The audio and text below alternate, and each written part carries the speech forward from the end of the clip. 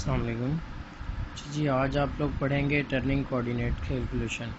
पहले जो आप लोगों ने कोऑर्डिनेट कैलकुलेशन सीखी है वो असल में मिलिंग कोऑर्डिनेट कैलकुलेशन है, या वो आप कह लें कि मशीनिंग सेंटर या मिलिंग पर जो जॉब्स लगती हैं वो उन जॉब्स के लिए, उन वर्क पीसीज के लिए कोऑर्डिनेट कैलकुलेशन होती है, वो उन पर काम किए जाने वाले वर्क पीसीज हैं। लेकिन जो लेथ मशीन होती है और टर्निंग सेंटर जो होता है उन पर आप लोगों को पता है कि उन दोनों मशीन्स पर ज़्यादातर रोटेशनल वर्क पार्ट्स पर काम किया जाता है, घूमने वाले और गोल वर्क पार्ट्स पर काम किया जाता है। तो अभी तक हमने लेथ मशीन या टर्निंग कोऑर्डिनेट्स कैलकुलेशन नहीं सीखी। लेथ मशीन की कोऑर्डिनेट कैलकुलेशन या टर्निंग सेंटर की कोऑर्डिनेट कैलकुलेशन हम लोगों ने अभी तक नहीं सीखी। तो उसके लिए सबसे पहले आप लोगों को एक चीज़ ज़हन में रखनी है, और वो चीज़ ये कि लेथ मशीन के कितने एक्सिस होते हैं और कौन कौन से होते हैं। लेथ मशीन के आप लोगों को याद हो, लेथ मशीन के दो एक्सिस होते हैं, ठीक है। एक्स और जेड, ये दो एक्सिस होते हैं लेथ मशीन के। इसके बाद ये दो एक्सिस किस तरह से होते हैं मैं आपको बताता हूँ कि अगर आप लोगों को याद हो कि जो स्पिंडल का एक्सिस होता है वो मैंने आपको बताया था कि वो होता है जेड एक्सिस, और जो आपकी क्रॉस स्लाइड जो होती है लेथ मशीन की, उसका जो एक्सिस होता है वो होता है एक्स एक्सिस। तो अब मैं एक वर्क पार्ट बनाता हूँ और फिर मैं आपको इसके एक्सिस बताऊँगा, तो ये आपको क्लियर हो जाएंगे कि ये एक्सिस किस तरह से होते हैं। अच्छा, एक सिंपल सा वर्क पार्ट बना लेते हैं। ये जो मैं वर्क पार्ट बना रहा हूँ ना, ये गोल वर्क पार्ट है, ठीक है।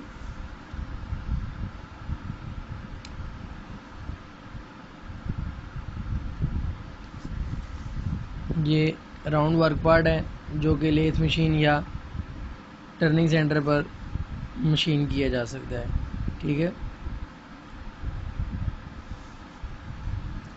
अब बात यह है कि आप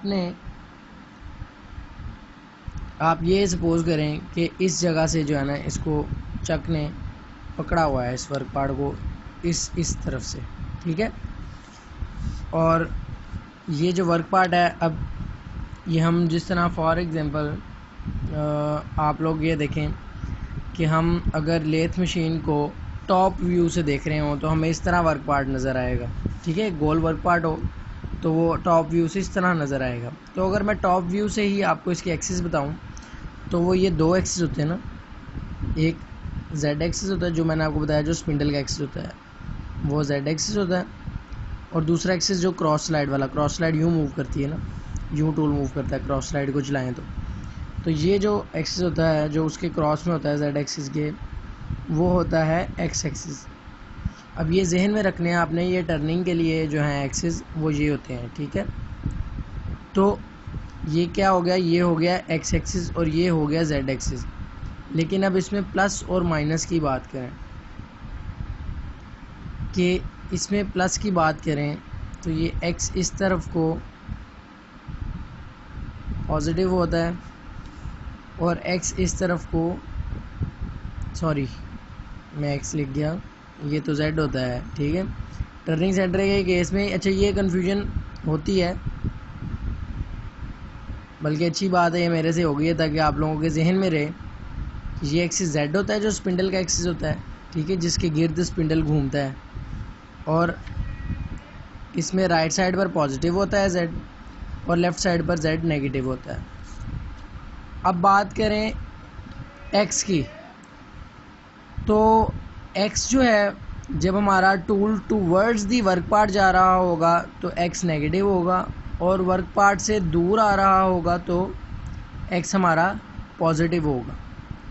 अब इसमें केसेस जो हैं वो डिफरेंट हैं। अगर मैं बात करूं कि दो तरह के टर्निंग सेंटर्स होते हैं। अगर मैं टर्निंग सेंटर की बात करूं, एक टर्निंग सेंटर होता है जिसका टूल जो है कटिंग टूल वो इस तरफ से आता है, ठीक है। उस केस में ऊपर की जानिब तो एक्स पॉजिटिव होगा लेकिन नीचे की जानिब वो एक्स नेगेटिव होगा।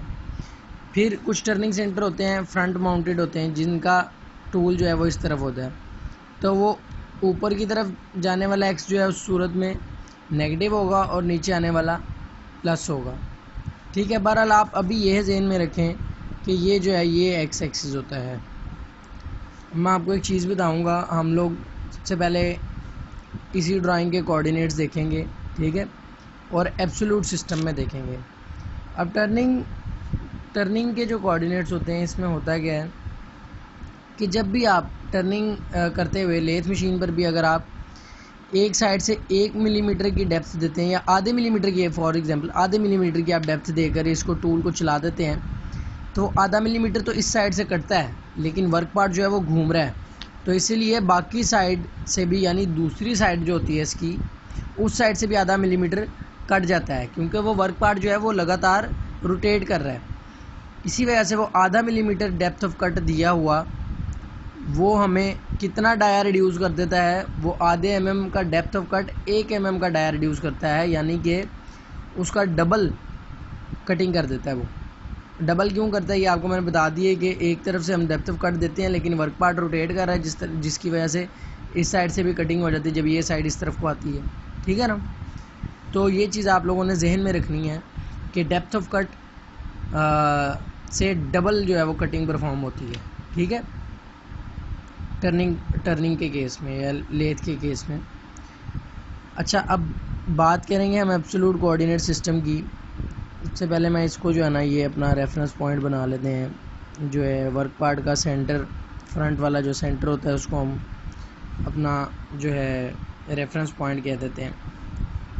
तो अभी होता क्या है कि टर्निंग सेंटर में या लेथ मशीन के वर्क पार्ट के कोऑर्डिनेट्स में हम लोग जब एब्सोल्यूट सिस्टम की बात करते हैं, आज हम एब्सोल्यूट सिस्टम की ही बात करेंगे। जब एब्सोल्यूट सिस्टम की बात करते हैं तो वर्क पार्ट का हम लोग एज इट इज़ डाया लिखते हैं। फॉर एग्जांपल अगर मैं कहूँ कि ये फासला है,